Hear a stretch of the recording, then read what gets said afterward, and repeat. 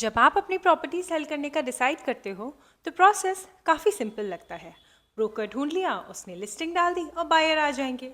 लेकिन रियलिटी थोड़ी डिफरेंट होती है। सेम मार्केट में सेम टाइप की प्रॉपर्टीज होती हैं, लेकिन कुछ 2 से 3 महीने में सेल आउट हो जाती हैं और कुछ 6 से 8 महीने तक मूव भी नहीं करती।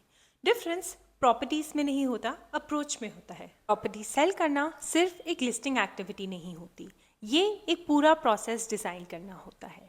आप जितना क्लियरली उस प्रोसेस को डिज़ाइन करते हो उतना ही वो आप पर डिपेंडेंट हो जाता है, और जितना प्रोसेस अनक्लियर होता है उतना ही वो मार्केट बिहेवियर पे डिपेंडेंट हो जाता है। इसलिए सेम प्रॉपर्टीज़ होने के बावजूद उनका आउटकम कम्प्लीटली डिफरेंट होता है। सबसे पहले एक चीज़ समझना ज़रूरी है।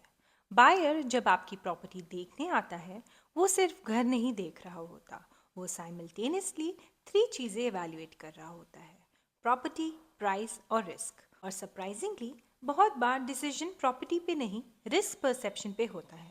जैसे ही बायर को लगता है ओनरशिप अनक्लियर है, या ड्यूज पेंडिंग हो सकते हैं, या पेपर स्ट्रक्चर नहीं है, उसके माइंड में एक डाउट क्रिएट होता है: ये डील स्मूथ होगी या कॉम्प्लिकेटेड। और रियल एस्टेट में डाउट का डायरेक्ट इम्पैक्ट होता है डिले या नेगोशिएशन पर। यहीं से एक्चुअल स्टेज स्टार्ट होता है, डॉक्यूमेंटेशन। ये वही स्टेज है जहां मोस्ट ऑफ द सेलर्स या तो कैजुअल होते हैं या फिर ओवर कॉन्फिडेंट। आपको लगता है पेपर्स हम बाद में दे देंगे, लेकिन आजकल के बायर्स क्लैरिटी पहले चाहते हैं। डॉक्यूमेंटेशन 3 ब्रॉड लेयर्स में डिवाइडेड है: ओनरशिप क्लैरिटी, फाइनेंशियल क्लेanलीनेस और लीगल एंड स्ट्रक्चरल कंप्लायंस। आइए मैं इसे डिटेल में समझाती हूँ। ओनरशिप क्लैरिटी बेस होता है सेल्स डीड का और कंप्लीट ओनरशिप चेन का। इसका मतलब सिंपल है, प्रॉपर्टी की ओनरशिप क्लीन और ट्रेसेबल होनी चाहिए। अगर चेन में गैप है या कोई लिंक अनक्लियर है तो बायर ऑटोमेटिकली कॉशियस हो जाता है, और अगर ये डाउट स्ट्रांग हो जाए तो डील डिले भी हो सकती है, इवन कैंसिल भी हो सकती है। अब हम आते हैं फाइनेंशियल क्लीनलीनेस पर। प्रॉपर्टी टैक्स अपडेटेड होना चाहिए, इलेक्ट्रिसिटी या वाटर ड्यूज क्लियर होनी चाहिए, लोन है तो उसका क्लोजर या एनओसी रेडी होना चाहिए। बायर ये इंश्योर करता है कि आपको कोई हिडन लाइबिलिटी इनहेरिट ना करनी पड़े। सिंपल वर्ड्स में, प्रॉपर्टी लीगली और फाइनेंशियली सेफ होनी चाहिए ट्रांजैक्ट करने के लिए। लास्ट लेयर होती है लीगल एंड स्ट्रक्चरल कंप्लायंस। इसमें आता है अप्रूव्ड बिल्डिंग प्लान, कंप्लीशन या ऑक्यूपेंसी सर्टिफिकेट इफ एप्लीकेबल। ये कंफर्म करता है कि प्रॉपर्टी रेगुलेटरी फ्रेमवर्क के अंदर आती है। अगर ये अप्रूवल्स मिसिंग हैं तो बायर फ्यूचर रिस्क कैलकुलेट करता है और फिर या तो प्राइस रिड्यूस करेगा या एग्जिट ले लेगा। यहाँ पे एक इम्पॉर्टेंट चीज़ आती है, डॉक्यूमेंट्स होना काफ़ी नहीं है, आपको उन्हें प्रेजेंट करना आना चाहिए, क्योंकि वो ज़्यादा मैटर करता है। अगर आप ऑर्गेनाइज्ड हो, कॉन्फिडेंट हो और बायर्स के क्वेश्चंस का क्लियर जवाब दे पाते हो तो आप ट्रस्ट बिल्ड करते हो। लेकिन अगर आप अनश्योर हो, आपके डॉक्यूमेंट्स स्कैटर्ड हैं या फिर आप बोल दो कि बाद में देख लेंगे, तो बायर इंटरनली रिस्क कैलकुलेट कर लेता है। और जब बायर रिस्क फील करता है, वो डील को डिले करता है और प्राइस एग्रेसिवली नेगोशिएट। इसलिए सीरियस सेलर्स यहाँ पे एक और स्टेप लेते हैं, जो कि होता है प्रोफेशनल गाइडेंस। एक एक्सपीरियंस प्रोफेशनल क्या करता है? डॉक्यूमेंटेशन को ऑर्गेनाइज करता है, मिसिंग गैप्स आइडेंटिफाई करता है, बायर के पर्सपेक्टिव से रिस्क एलिमिनेट करता है, और इसका डायरेक्ट इम्पैक्ट होता है नेगोशिएशन स्मूथ होने पर, बायर कॉन्फिडेंस इंक्रीज होने पर और डील जल्दी क्लोज होने पर। अब हम आते हैं नॉन नेगोशिएबल्स पे, जिसमें आता है ownership clarity, no hidden dues, documents ready before serious discussion और ट्रांसपेरेंट कम्युनिकेशन। अगर ये बेस स्ट्रॉन्ग है तो आप प्रोसेस का हाफ बैटल जीत चुके हो। अब नेक्स्ट लेयर आती है प्राइसिंग। मोस्ट सेलर्स प्राइसिंग को एक इमोशनल डिसीजन बना लेते हैं।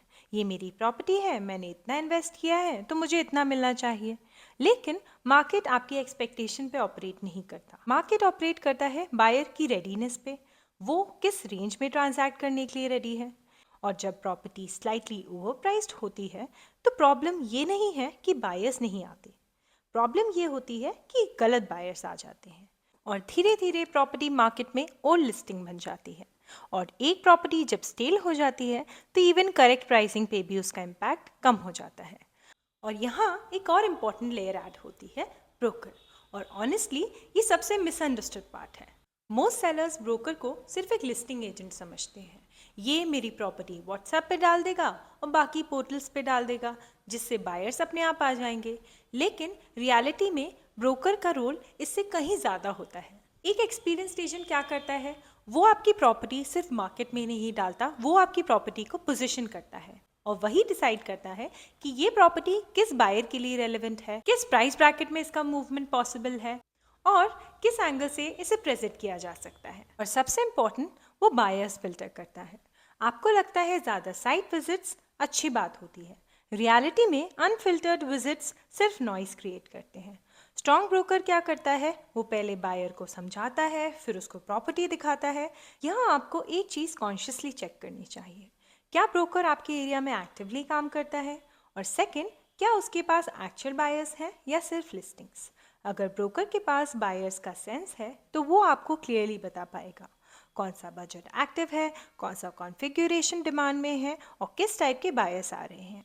प्रॉपर्टी की कंडीशन, बायर रेडी चीज़ के लिए पे करता है और इम्परफेक्ट चीज़ के लिए नेगोशिएट करता है। अगर आप थोड़ा सा एफर्ट डाल के उस पर फ्रेश पेंट, उसकी क्लीन स्पेस और वर्किंग फिक्सचर्स करा देते हो तो आप बायर का रेजिस्टेंस कम कर देते हो। और फिर आता है टाइम कॉस्ट। डिले का मतलब सिर्फ वेट नहीं होता, कंटिन्यूस आउटफ्लो होता है। अब जब ये सब अलाइन हो गया है तो मूवमेंट स्टार्ट होता है, नेगोशिएशन आती है और स्मार्ट सेलर्स उसे इमोशनल नहीं बनाता, स्ट्रक्चर्ड बनाता है। फाइनल स्टेज आता है एग्जीक्यूशन, जहाँ कोऑर्डिनेशन डिसाइड करता है डील स्मूथ होगी या डिले होगी।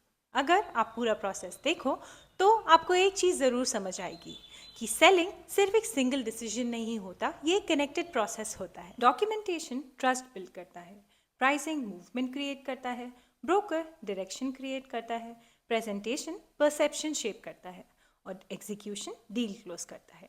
जब इनमें से कोई भी एक वीक होता है तो फ्रिक्शन क्रिएट होता है।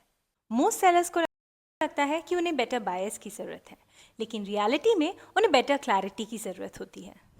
साउथ दिल्ली में काफ़ी सालों से काम करते हुए एक चीज़ बार बार सामने आती है, डील्स कॉम्प्लिकेटेड तब होती हैं जब प्रोसेस अनक्लियर होता है और स्मूथ तब होती है जब हर स्टेप पे क्लैरिटी हो, डॉक्यूमेंटेशन से नेगोशिएशन तक। गुलशन एस्टेट एजेंट्स 1959 से इसी इकोसिस्टम का पार्ट है और एक पैटर्न जो कंसिस्टेंटली दिखता है, जब ड्यू डिलिजेंस स्ट्रांग हो, प्रोसेस पूरा ट्रांसपेरेंट हो विथ रियलिस्टिक एक्सपेक्टेशंस, तो डील अपने आप स्मूथ हो जाती है। Because end of the day property sale करना सिर्फ बायर ढूंढना नहीं, अनसर्टेनिटी को रिमूव करना होता है।